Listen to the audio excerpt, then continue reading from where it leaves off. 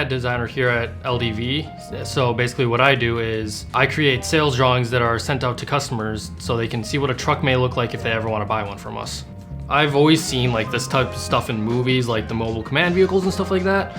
And I just find it really cool to see like the internal of it before it even gets started. Like I designed it, and this is how it's gonna turn out. And I think that's just a really cool thing to experience. I only went to college for 1 year and then decided it wasn't really for me. I actually worked at a place in Racine that basically built parts for cars. They kind of taught me a little bit of AutoCAD there. It's very easy to pick up and learning it is very fun. That's kind of what a lot of this is. It's learning on the job, learning on the fly.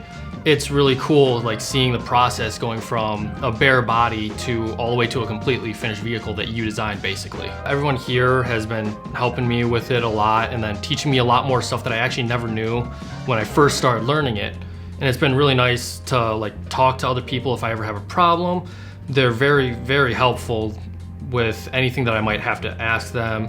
If you have a little bit of experience and you want to do it, I'd say you should give it a shot. You never know what could happen.